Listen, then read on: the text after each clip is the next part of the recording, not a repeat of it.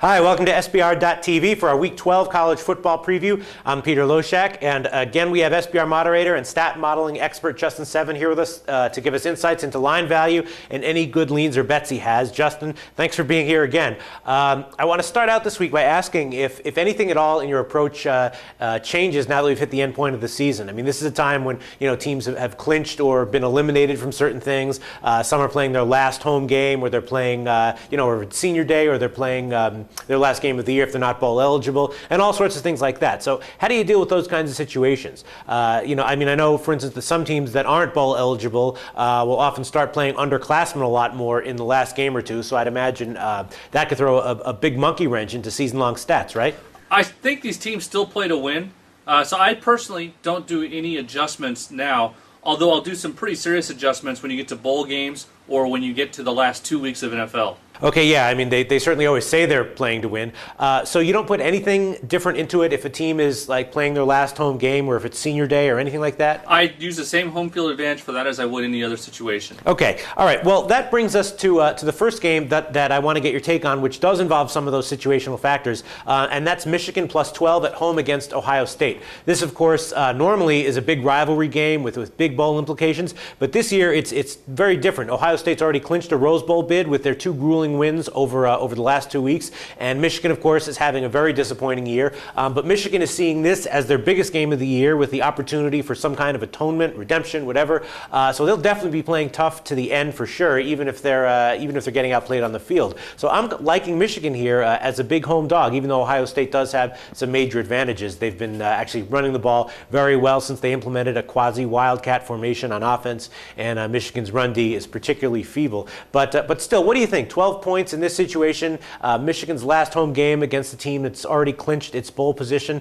Is that too much? Too many points? Yes, but not because it's their last game. I think it's too many points because Michigan's not as bad as people think, and Ohio State's not as good as people think. Right, okay. Well, speaking of bad teams playing good teams, what do you think of Florida International getting 45 at Florida? I mean, that strikes me as the kind of game that you would be all over, saying 45 is too many. You love Florida International. FIU did play Alabama on the road earlier in the year and only lost by 26, and Florida has a couple of much bigger games coming up in the next 2 weeks, Florida State and Alabama. So do you like FIU here? Do you love them? I'm passing on that game. In fact, I don't have any plays this week. Just nothing quite good enough. If I had, again, I would lean against Florida. Well, that doesn't tell you much. But I would lean against Tebow in that one. All right, so you don't have any plays you're liking. What about Air Force on the road getting 10 at BYU? That's one I think I'm liking. When I talked to Dr. Bob a little while ago in one of our interviews, actually, he mentioned that he likes to take teams that run an option offense when they're good-sized dogs because the option is hard to prepare for, and it also tends to keep games close. That's how Air Force has played this year. They've lost to the top teams they've played, but the games have all been close. They lost by 7 to Utah on the road, and they actually only lost by 3 to TCU at home. And BYU, they usually have a huge edge in athleticism over Air Force, and they do have that this year, but it's not quite as big as it's traditionally been in years past. Also, Air Force's offense has been coming together at the end of the year. Some of their key offensive players were injured earlier on, but now they're healthier and playing better. So what do you don't like Air Force plus 10? The SBR poster Knobs started a thread about this, which has been getting agreement on liking Air Force. What do you think? I do.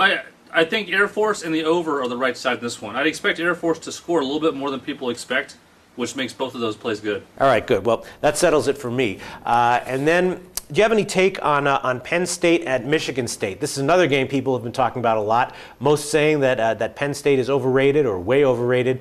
Others saying that despite that, they should still be a bigger fave than they are now, which is -3 on the road. The SBR poster Wookie Humper started a thread with a poll about this game in it, and he's thinking Penn State should be a bigger fave. And then the poster Go Blue 12 posted in that thread sort of the counter argument, which is that Penn State's best win is over a MAC team, and they're 9-2 this year, but we still don't really know how good they are. So what do you think? Anything to say about this one? Penn State is a fraud. They're 9-2, but what quality wins do they have? They have 2 quality losses, but they have one of the easiest strength of schedules in the country. If you get rid of the 2 teams they lost to, they have perhaps the easiest schedule in the country. So I think the line should be closer to pick. So I definitely lean on Michigan State. Okay, right on. And then what's your take on the two big Pac-10 games this week, Oregon and Arizona and Cal Stanford? Oregon, of course, is awesome this year, but Arizona's tough too. They're getting 6 points at home in a huge game. And then Stanford -7 at home over Cal. Stanford, of course, has been very, very impressive this year, especially recently. They've steamrolled over better teams than Cal lately. And Cal has struggled when they've played good teams this year. They're again going to be missing star running back Javid Best, and people are wondering where the value might be in that one and the other one. I think I'd lean towards the home teams in both, towards Stanford and Arizona, stronger towards Arizona. What do you think? I think the value is with both dogs, especially in the Stanford game. Cal's been inconsistent. Stanford looks great recently. That's two good reasons to bet on California. Just because recency, people like Stanford.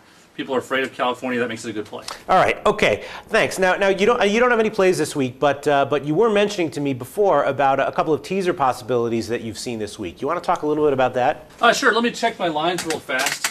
If you look at, for example, the Kentucky-Georgia game, right now, Georgia is a -8 favorite, and if you look at the money line on that game, they're about call it a 290 favorite. So if you're giving up the one, half the two, your break even then goes up to about 73.5%.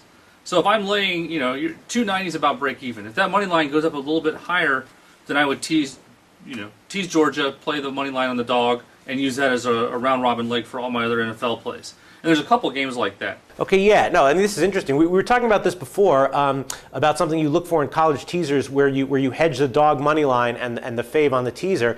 And so can you give us a brief summary of what that strategy is, what we talked about before? Yeah, all right. So when you're looking at college teasers, for 6-point teasers, remember with a two-team even money teaser, your break even is 70.7, which is a money line of about -241.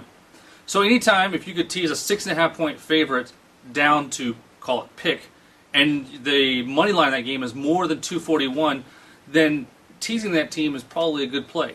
Now when you're looking at spreads higher than 6.5, you have to take out the odds of pushing or losing on your teaser when the game doesn't win straight up. Because if you tease, for example, a team from -7.5 down to -1.5, you could still lose if that team wins by exactly 1. So you take that 70.7 and you increase it by the push rate on the 1, which is 2.5%, call it 73.2. And if your money line on that team is greater than the break even on a 73.2% play, then you tease it and you can scalp out the other side or play a reverse middle. Interesting, and this is a strategy that you actually use? Every week. Every week, cool. So what were the opportunities that you've been seeing this week for that? Let me pull them up a second. Looking quickly, I see Kentucky. Now, they may be plays. You have to look at the money line on game day. But there is Kentucky, Georgia. There is Texas A&M as a possibility. Southern Mississippi versus Tulsa. So those are the three plays that I'll be looking at. Just now, if you're gonna take a naked position, so if you're not gonna sell it off, I would not play the road favorites. But the home favorites have done very well. All right, one question about that, though. You're saying wait to see what direction the money line moves, but if the money line moves, won't that affect the spread and change your teaser options? Not always. They don't always move in sync. For example, if you have a higher game total, an 8-point favorite will have a shorter money line than you would in a low game total. Excellent. Excellent. Okay, well, great. I think we're done. Thanks, Justin. Well, SBR, that's our Week 12 college football preview. Come to sbrforum.com, of course, to read the threads I mentioned and to discuss all this further and more. For SBR.TV, I'm Peter Loshak.